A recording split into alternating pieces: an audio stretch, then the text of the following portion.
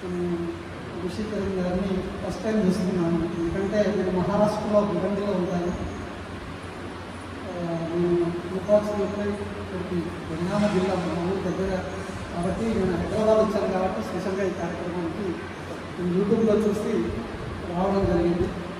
మీరు ఇక్కడ జనగామ జిల్లాలో చాలా పిరమిడ్స్ వచ్చేసాయి. అదేవిధంగా ముంబాయిలో కూడా ముంబాయి ఎంట్రన్స్ ములుండ్లో మనకు పిరామిడ్ రావడానికి నీలాగే మావత్ గారు కృషి చేయడం జరిగింది. తర్వాత 2004 నుండి గురుగారు పత్రిజీ పరిచయం అయ్యారు. అప్పటి నుండి ఇప్పటిదాకా ఈ ధ్యాన జర్నీలో ప్రయాణం చేయడం జరుగుతుంది. అంతేకాకుండా ముఖ్యంగా ఏంటంటే గర్వంగా ఫీల్ అయ్యేది ఏంటంటే వేణు అని ఋషి గారికి తెలిసిండాలి. పత్రి గారితో చివరి క్షణాల వరకు మా అబ్బాయి, ఎందుకంటే గురుగారు బాంబే వచ్చి ఒకసారి ఏమన్నాడంటే యాక్చువల్ నా పేరు మనోహర్ అని ఉత్తర భారత్లో ఏమవుతుందంటే మోదీ గాంధీ అని ఇంటి పేరుతో పిలుస్తారు.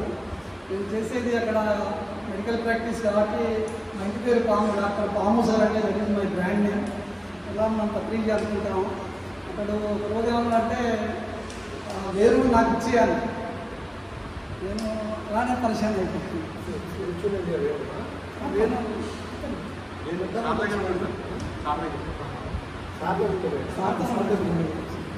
అయితే సార్ అన్నాడు వేరు నాకు ఇచ్చేయన్నాడు. దారి ఎందుకు పెద్దబాబు ఉన్నాడు, నాకైతే పాల్పోలేదు. ఏంటబ్బా సారు నాకు ఇచ్చేయమంటున్నాడు. అని చెప్పేసి ఏంటి సార్ అని అంటే లోక కళ్యాణం కోసం ప్రపంచానికి అంకితం చేయాలి అని నేను 1, 2 ఏమీ ఆలోచించకుండా ఓకే సార్ అన్నా. అక్కడ మా భార్య వేస్తుంది. మా పెద్దబాబు కూడా ఏమంటుందంటే మా నాన్నకి ఇచ్చే అసలు ఆయన ప్రపంచంలో తిరుగుతాడు, ఆయనతో పాటు ఏది వెళ్ళిపోతే మన పరిస్థితి ఏంటి, వాళ్ళు ఎప్పుడు వస్తాడో రాడో అంటే నేను ఒకటే అన్నాను, అందరు గురువులు వేరు, మన సద్గురువులు వేరు. ఎందుకంటే వాళ్ళు ఎక్కడో వెళ్ళిపోయి సన్యాసం పుచ్చుకొని జీవితాలు గడుపుతుంటారు.